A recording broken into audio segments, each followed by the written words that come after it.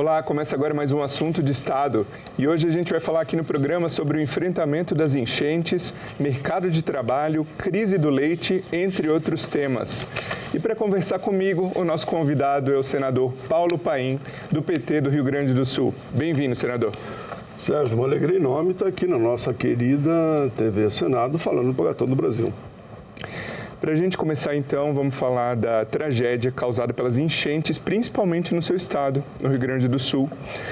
Foi decretada recentemente a calamidade pública no estado até o fim de 2024.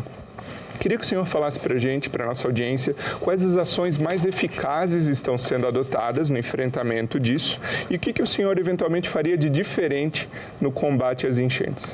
Sérgio, você entrou já na sua colocação muito precisa sobre o decreto legislativo. Esse decreto legislativo, é bom lembrar que ele é fundamental, vai até 2024, foi uma iniciativa do governador do estado, veio aqui e pediu para o nosso querido presidente do Congresso, o senador Rodrigo, né? E o senador Rodrigo me convocou para ser o relator desse projeto. Então, eu fui relator desse projeto, aprovamos por unanimidade aqui. O Rodrigo Pacheco foi muito gentil, porque ele pediu que eu relatasse. Com isso, nós abrimos as portas para os municípios que foram atingidos no Rio Grande do Sul terem um tratamento especial, especialíssimo com a gente. Tenho orgulho de dizer. Então, eu agradeço a casa por me dar a relatoria.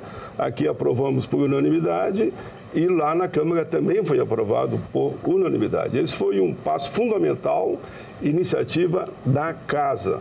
Pelo outro lado, nós temos que, infelizmente, lembrar, né, que foram em torno de 50 mortos no Rio Grande do Sul. O governo federal, de uma forma ou de outra, já encaminhou para o Rio Grande do Sul. E os ministros foram 2, 3 vezes lá, inclusive a primeira-dama também foi. O Lula só não foi devido de compromissos marcados há muito tempo no exterior, mas habilitou os seus ministros a dar todo o atendimento pelo Rio Grande do Sul. Olha, os dados que eu tenho aqui, né? Cerca de 3 bilhões já foram encaminhados para o Rio Grande do Sul, entre uma série de ações, né? Entre auxílio emergencial, empréstimo, antecipação, uso do fundo de garantia, enfim, o governo Lula está dando todo o apoio a esse momento tão triste de que tudo que vem acontecendo no solo gaúcho. A bancada nossa também, a bancada, digo nossa, é do Rio Grande do Sul, também está dando um apoio especial, alocando parte das emendas para atender os municípios mais pobres. Eu, particularmente, sabe, tenho emendas individuais, né? Eu já olhei os 100 e poucos, são mais de 100 municípios, né?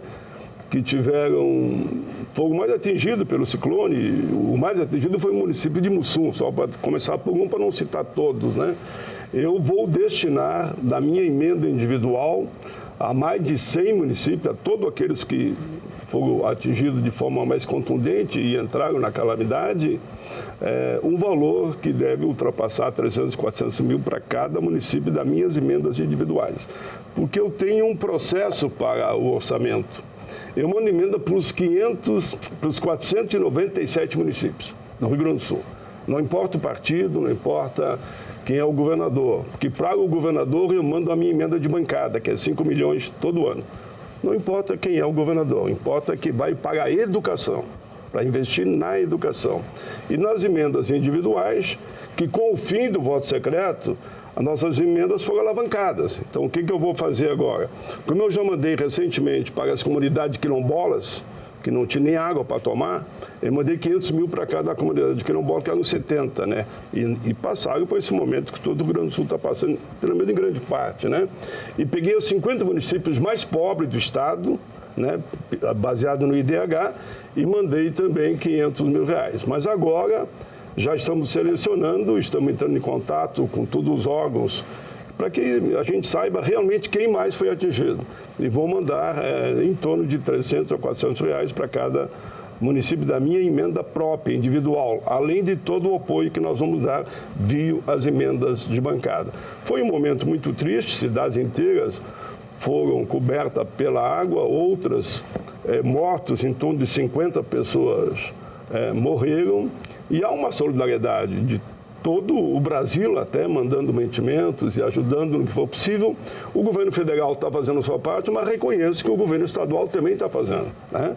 Tanto o presidente Lula como o governador do estado está fazendo a sua parte no que tange atender de forma mais precisa, né, possível esse povo tão sofrido que é o nosso. Nós passamos há pouco tempo de uma seca, que em estado de calamidade pública foi mais para 300 municípios, agora enchente.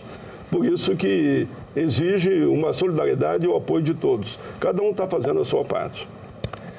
E, senador, numa audiência pública aqui no Senado em setembro, o senhor comentou que a possível desativação de usinas termoelétricas a carvão mineral poderia causar enormes prejuízos para a região do Rio Grande do Sul, desses produtores. Como que esses produtores e também o Estado vêm se preparando para a transição energética e como causar o menor impacto hoje na questão ambiental e também futuramente o impacto econômico em eventual prejuízo, perda de empregos? Você colocou bem, a transição energética sustentável é o que nós todos queremos. E esse é um assunto que eu faço questão de explicar para o povo gaúcho, para o Brasil. Claro que ninguém aqui defende que a energia via o carvão deve continuar eternamente, porque ela polui, todo mundo sabe, né? Agora, temos que ter um período de transição. E foi esse o pedido que veio da região de Bagé, Pinheiro Machado, atingindo até Pelotas, mas pegando toda aquela região, milhares e milhares de pessoas serão atingidas. Porque se você dizer, bom, tem tantos empregos na usina de Candiota, mas a cadeia produtiva influencia em toda a região, né? No comércio, na saúde, em todas as áreas repercute, porque se você, de uma hora para outra, fechar a usina de Candiota. Eu conheço bem Candiota, porque eu participei lá de uma negociação de uma greve durante 12 dias, eu fiquei acampado lá com os trabalhadores, porque estavam morrendo os trabalhadores por acidente no trabalho. Então eu conheço bem a região, tenho autoridade para falar sobre o tema. E por isso, quando eles me procuraram, depois da greve de 12 dias, fizemos um baita de um acordo bom, e tudo voltou à normalidade e não morreu mais ninguém lá naquele período, pelo menos nos próximos anos, claro. Depois eu vim para cá como senador, né? Era acidente no trabalho lá que morriam mesmo. Ora, eu fui procurado pela comunidade toda da região, envolvendo milhares e milhares de pessoas, procurado pelo meu partido da região também, que todo mundo sabe que é o PT, para que eu ajudasse a achar uma saída, né? Fui procurado pelas universidades que elaboraram esse projeto, que está em debate. Fiz uma audiência pública aqui, onde estava o representante do governo Lula, que eu faço parte, o representante do governo do Estado, e representantes também da sociedade organizada que está preocupada com a situação, inclusive de ambientalistas. Bom, os ambientalistas estiveram aqui, colocaram a sua oposição, contrário ao projeto na forma que estava, mas daí eu respondi da seguinte forma, a eles eu respondo de novo com todo carinho, que eu também defendo o meio ambiente com certeza absoluta toda a minha vida, né? O Espiridião a mim é o relator, ele vai ouvir a todos. Fizemos uma audiência pública, mas faremos tantas audiências públicas quanto for necessário, ouvindo os companheiros que lideram essa área do meio ambiente também. Eu acho que é possível se construir um entendimento.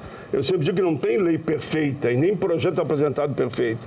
Eu só apresentei o projeto e assinado a meu pedido pelos outros 2 senadores, o que veio de toda a região, empresários, trabalhadores, sindicalistas, vereadores, deputados estaduais, federais estiveram na audiência pública dizendo que tínhamos que achar uma solução e queremos achar a solução. Eu acho que é um compromisso de todos para que o mais rápido possível a gente não dependa da energia do carvão e tenha uma energia sustentável, né?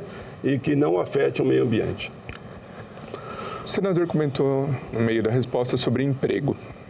E o senhor declarou recentemente aqui na casa também que a jornada de trabalho reduzida não significa necessariamente perda salarial para o empregado e nem prejuízo para o empregador.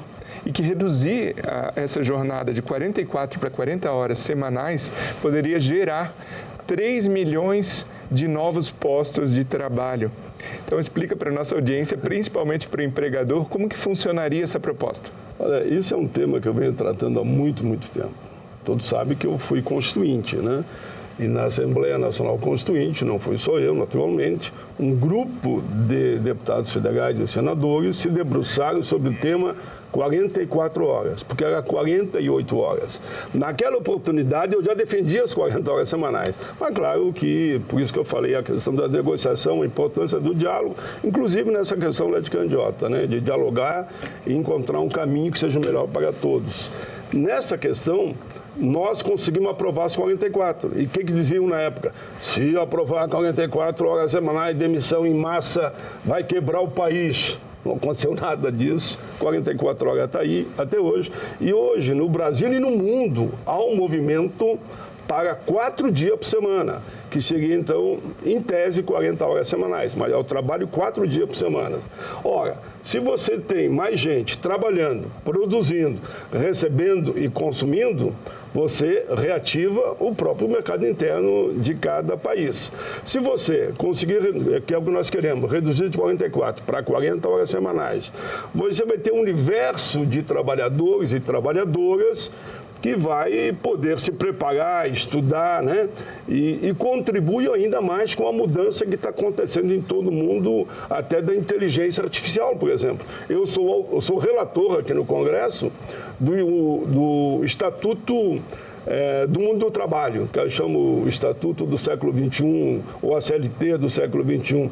Já fiz audiência pública coletiva no Rio Grande do Sul, fiz em Santa Catarina, Mato Grosso do Sul, a próxima Paraná e depois Rio de Janeiro, onde nós mostramos que aumentando a produtividade, aumenta a produtividade, menos acidente de trabalho, menos doença no trabalho e com isso todos ganham, aumenta inclusive a qualidade da produção.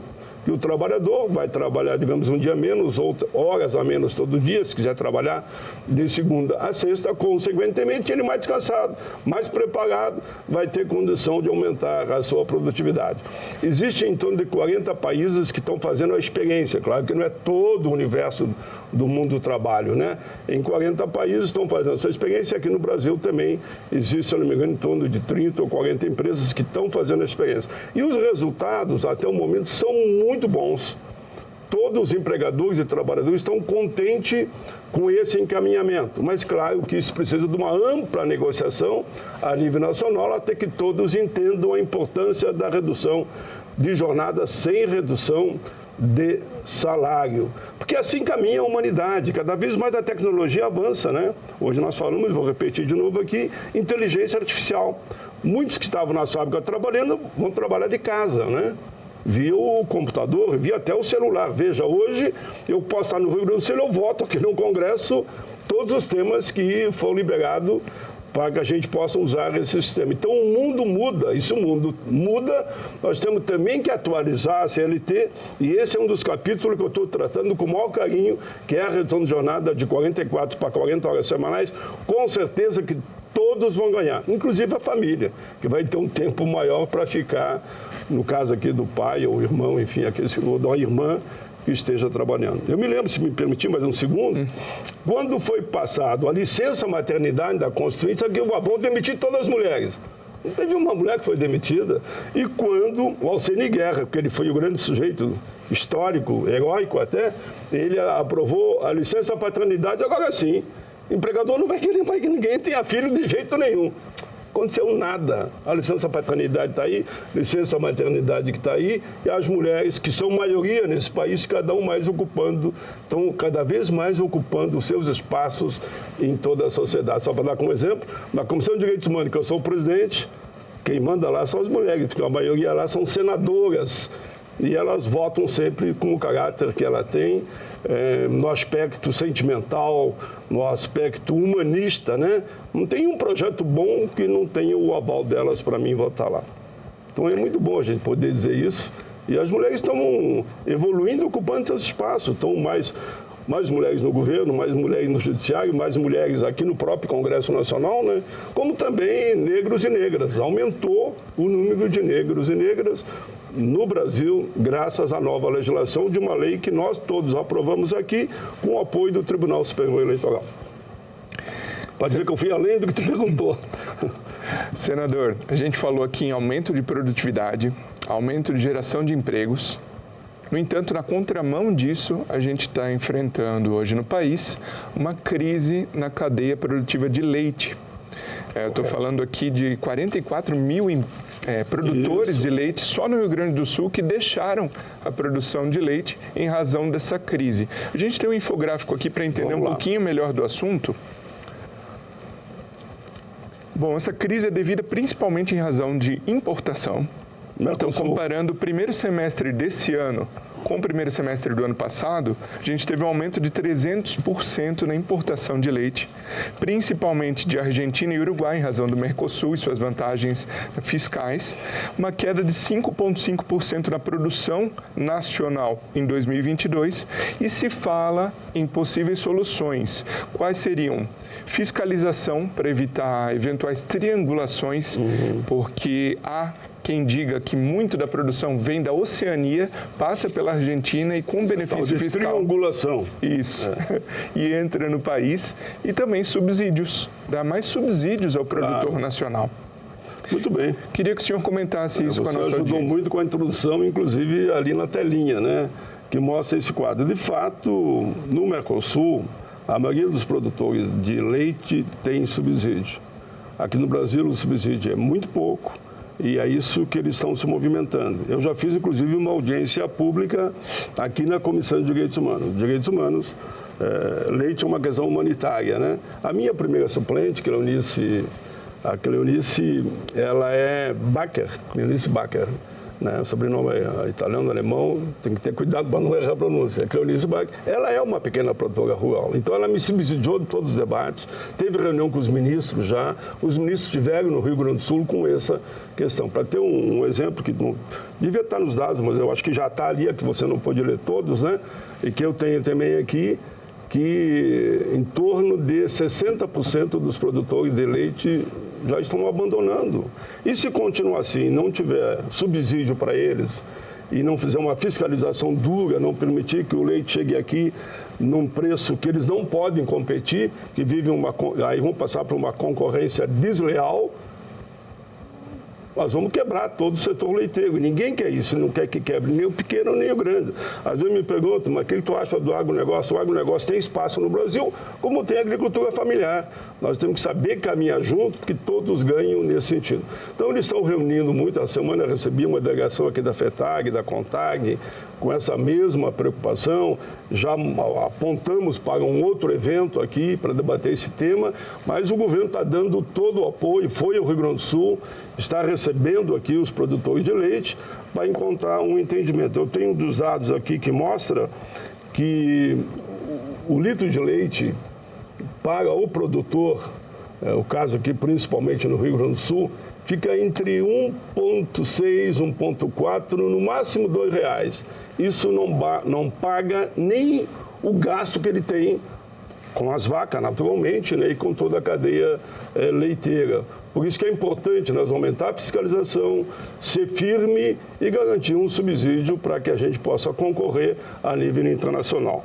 É inadmissível, como você falou, a produção vem do exterior para cá a um preço que não podemos competir devido à questão que lá ele é subsidiado e aqui o preço é um preço vil em matéria do gasto que o produtor tem para colocar o leite à disposição da população.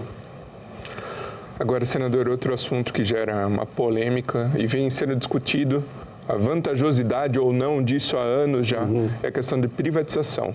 E falando mais especificamente da privatização da Eletrobras, que vem sendo alvo de alegações de descumprimento de direitos dos empregados que lá atuam, né?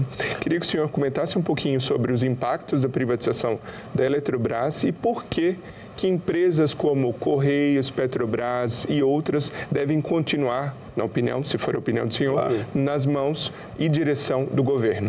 Eu acho que todas as empresas estratégicas que estão na mão do governo, E até algumas que nem a Ceitec, o governo anterior tinha privatizado, que é a produção de chips, né?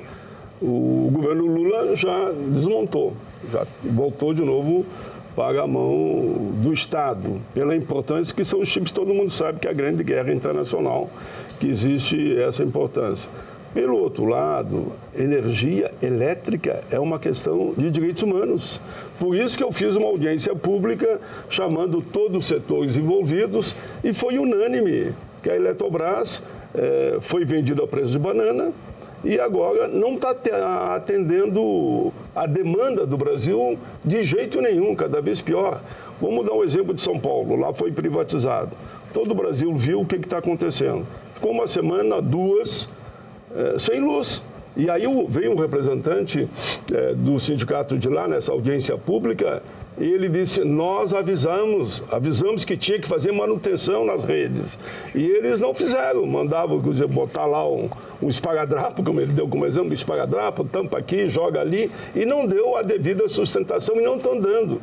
Pegaram a rede toda construída, só para compraram, receberam, na hora foi privatizado, né? Só recebendo os lucros e não investiram na manutenção.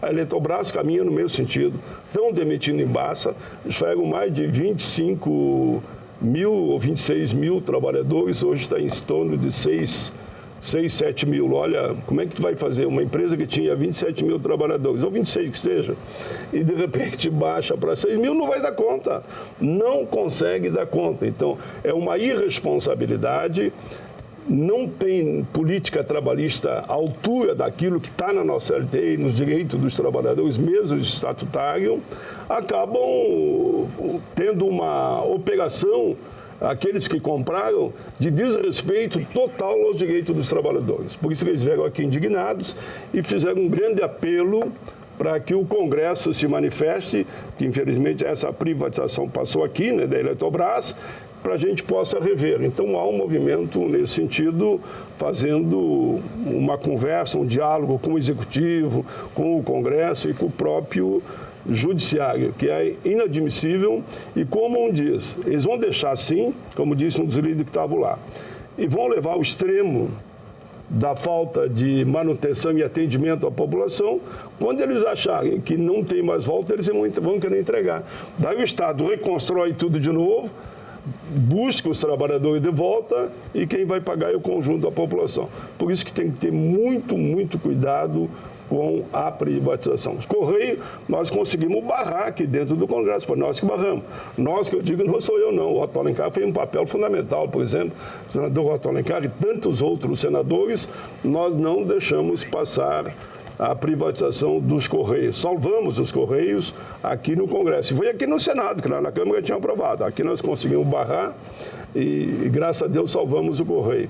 A Petrobras é um patrimônio do povo brasileiro. A Petrobras não é minha, não é tua, é de todos os estados, de todo o nosso povo, né? E a Petrobras, de fato, ela cumpre um papel social fundamental. E o Jean Prats, que é um senador, foi senador até o ano passado, é que está hoje na presidência da Petrobras, está fazendo um excelente trabalho.